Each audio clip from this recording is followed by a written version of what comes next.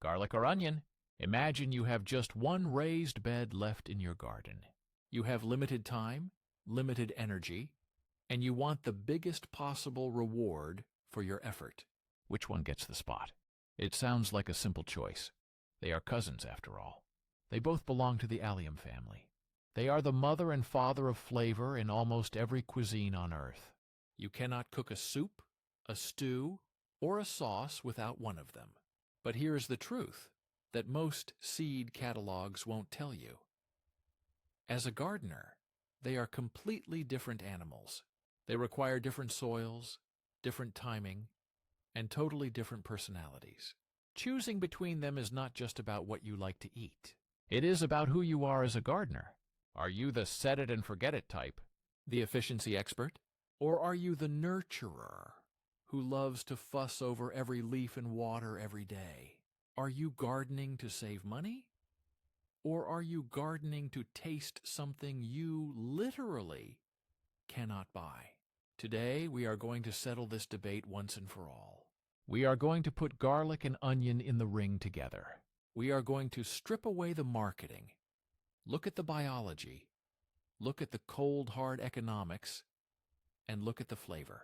By the end of this video, you are going to know exactly which one deserves the prime real estate in your backyard. And I have a feeling the answer might surprise you, because the grocery store lie runs deep with both of them. Let's start the showdown. Round 1. The grocery store lie. To understand why we bother growing these crops, we have to look at what we are competing against.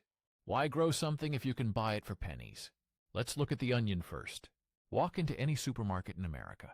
You see a 3-pound bag of yellow onions for $3. It is incredibly cheap. But pick one up. Squeeze it. It's hard as a rock. Cut into it. It makes you cry immediately. The smell is sulfurous, sharp, and aggressive. Why? Because modern commercial onions are bred for one thing: durability. They are bred to be harvested by machines, thrown into trucks, and stored in massive warehouses for 8 to 10 months. To survive that rough handling, they need low water content and high sulfur.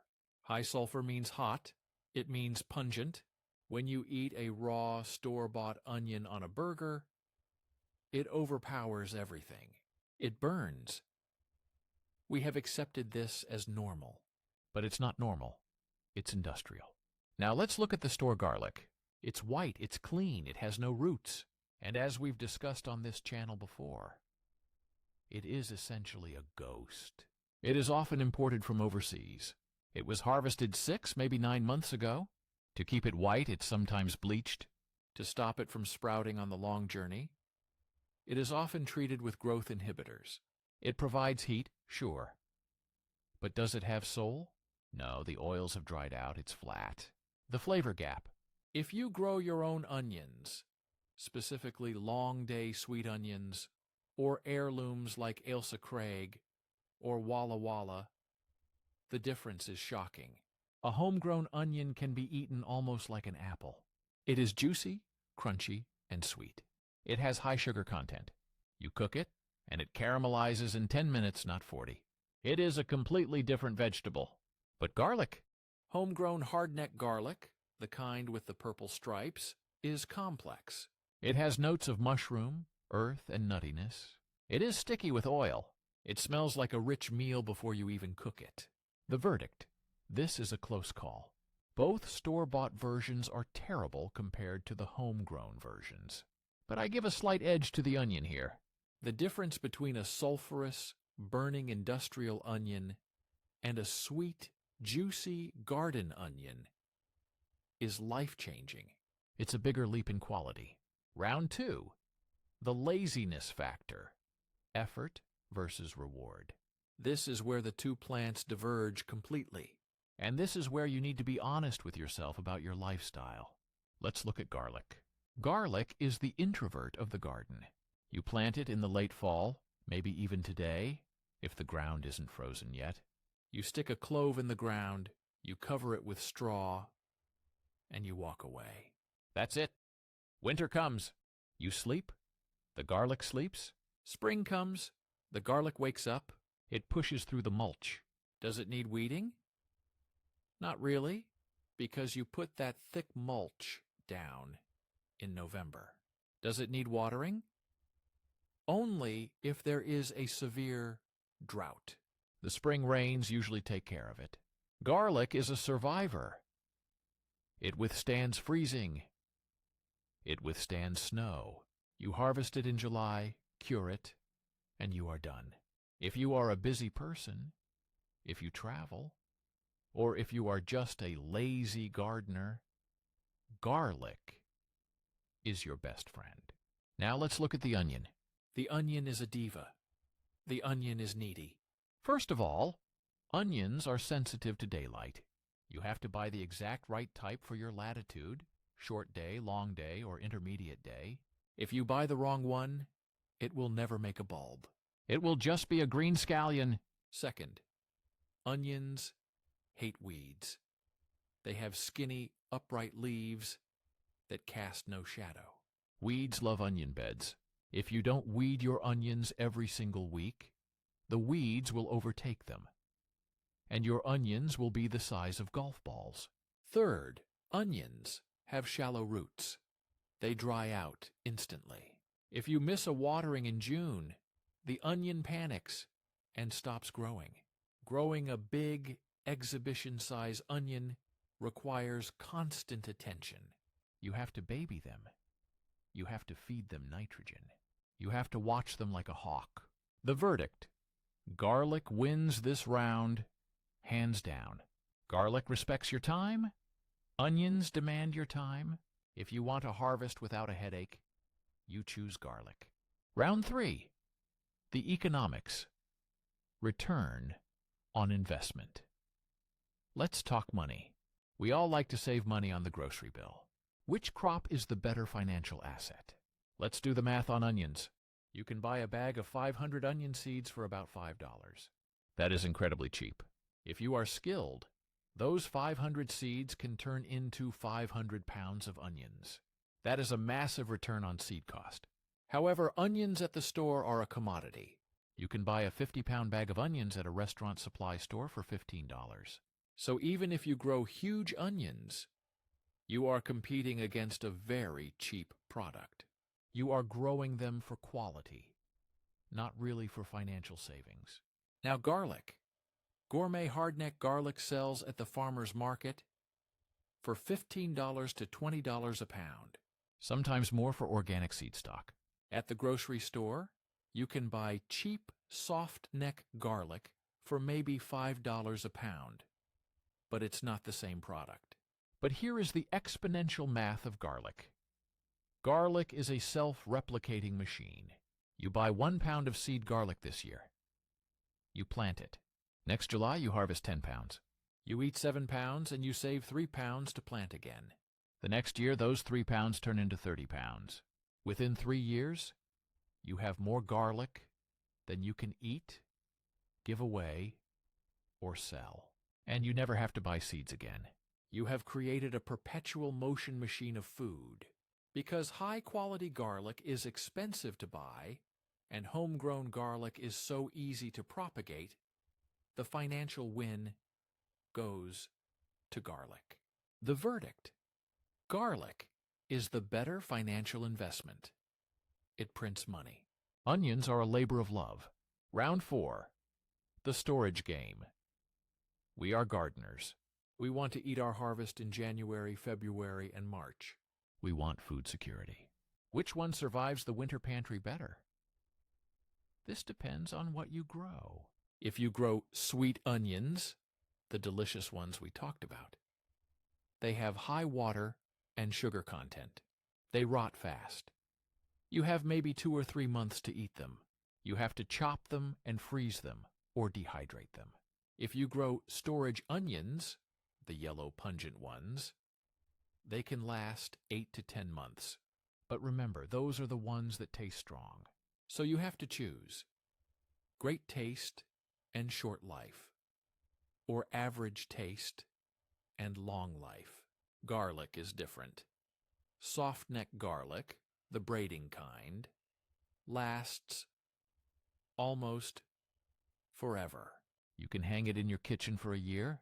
Hardneck garlic, the tasty kind, lasts about 6 to 9 months. But here's the trick. Even when garlic starts to go bad or sprout in your pantry, you can still plant it. It doesn't rot into a puddle of slime like an onion does. An onion that goes bad in the pantry is a disaster. It smells like a gas leak. It attracts fruit flies. It leaks black goo on your shelf. A garlic bulb that goes bad just dries out. It turns to dust. It is clean. The verdict: garlic wins on cleanliness and ease of storage. Dealing with a rotting onion bin in March is a trauma I don't wish on anyone. Round 5, the health and medicine. We don't just eat for calories. We eat for health. Both of these plants are medicinal. They are both antibiotics. They both help your heart. But garlic is the heavy hitter. Garlic contains allicin. This is a powerful compound that is released only when you crush the raw clove. It is antiviral, antifungal, and antibacterial. In the winter during flu season, raw garlic is a weapon. There is a reason people drink fire cider with garlic in it. There is a reason grandmothers put garlic in chicken soup. Onions are healthy, yes. They have quercetin, good for allergies. But nobody eats a raw onion to cure a cold. You eat a raw clove of garlic to burn the sickness out of you. Garlic is not just food. It is a pharmacy. The verdict: garlic. It is the most potent superfood you can grow in North America. The final decision: what should you do? So, we have gone 5 rounds. Garlic is easier to grow. Garlic saves you more money. Garlic is easier to store. Garlic is better medicine. Onion tastes incredible compared to the store, but it is a lot of work. Does that mean you should strictly grow garlic and forget onions? If you have limited space, yes. If you have a 4/8 raised bed and you are wondering how to fill it with garlic. Why? Because garlic is a high-value crop that respects your busy life. You plant it now, when the garden is empty. It uses the dead time of winter to grow. It is efficient. Onions take up space in the summer, the prime time, when you could be growing tomatoes, peppers, or cucumbers. From a real estate management perspective, garlic is the perfect tenant. It occupies the house when everyone else is on vacation. However, there is one exception. There is one reason to choose onions, and that reason is green onions, scallions, and shallots. If you are intimidated by the big bulb onions, grow scallions. They are easy, they are fast, you can grow them in a pot. And shallots? Shallots are the secret third option. They grow like garlic. You plant a bulb, it divides. But they taste like an onion. They are the best of both worlds. Gourmet, expensive to buy, easy to grow, the strategy for the smart gardener. Here is my proposal for you. The 80-20 allium split. Dedicate 80% of your allium space to hardneck garlic. Buy the best seed stock you can find. Plant it this weekend. Mulch it heavily. This will provide you with your base. This gives you the oil, the medicine, and the flavor for the whole year. It makes you feel successful because it rarely fails. Dedicate the other 20% to potato onions or shallots. These are multiplier onions. You plant one bulb, and it splits into a nest of bulbs. They are easier than seed onions. They store longer. And they have that gourmet chef appeal. Don't bother with the giant sweet onions unless you have unlimited space and time. Let the farmers grow those. They have the tractors and the irrigation systems. You focus on the high-value, high-flavor crops that take care of themselves. A final note on timing. I want to circle back to where we started. Garlic or onion? If you are watching this video in late November or December, the choice has already been made for you. It is too late for onions. Onions are a spring game. But garlic? The window is open right now. The garlic is sitting there, waiting for you to make a move.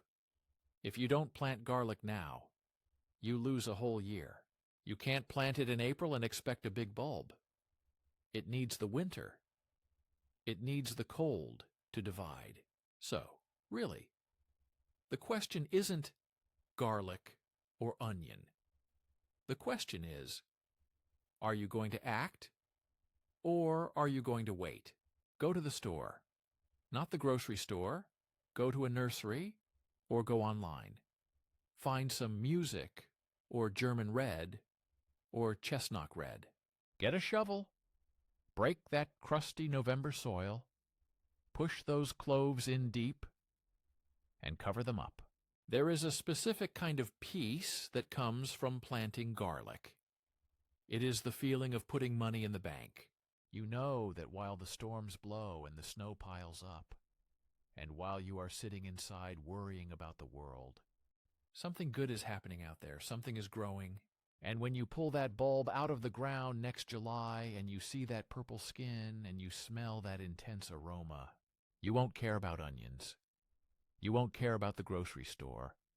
You will realize that you made the right choice. Garlic isn't just a crop. It's a legacy. Start yours today. I'm Sam. If you like this breakdown, do me a favor. Hit the like button so other gardeners can find this showdown. And tell me in the comments, are you team garlic or team onion? I read every single comment.